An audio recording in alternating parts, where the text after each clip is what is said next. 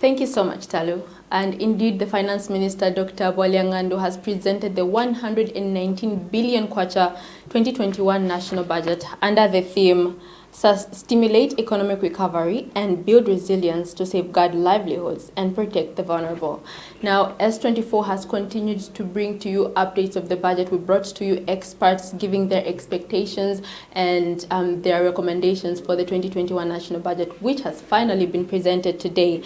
Now, some notable allocations from the 2021 national budget are towards general public services. The minister has allocated 48.3% of the total 2021 national budget, which is an increase from the 41.6% that was allocated last year.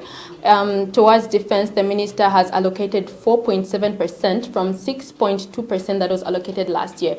Now, this allocation was one of the many controversial ones because most stakeholders were concerned that there was too much allocated towards defense in the 2020 national budget. Now, towards public order and safety, the minister has allocated 2.6% from the 3.8% that was allocated last year. Towards economic affairs, the minister has allocated 18% from the 20.6% that was allocated last year.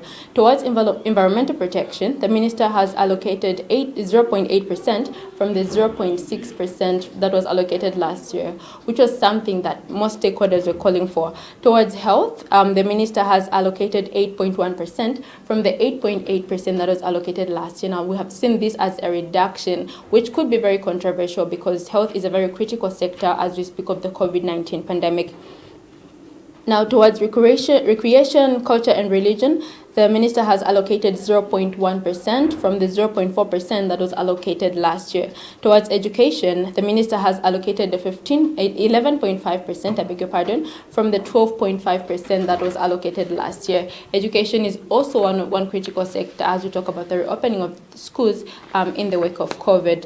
Now, towards social protection, the minister has allocated 4% from the 2.4% that was allocated last year, which is also an increase, which was very well called for from stakeholders. Now, the other issue that you would be interested to know is that the 2020 census of housing and population was supposed to be undertaken in August this year, but we haven't seen that happen, and it's still in the pilot phase. So the minister has mentioned that this is going to be to happen in the coming year 2021, but which we are yet to see how this is going to be done besides the election, which is also coming in the coming year 2021. Some notable tax changes that were made by the minister in the 2021 national budget include the appointment of local authorities as tax agents to collect 17 turnover tax, I beg your pardon, base tax and withholding tax on commission basis in their areas of jurisdictions.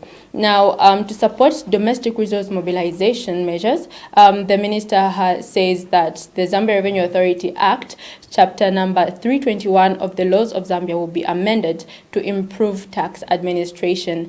Now, the minister has also proposed to increase the tax rate for betting to 25% from the 10% of gross takings.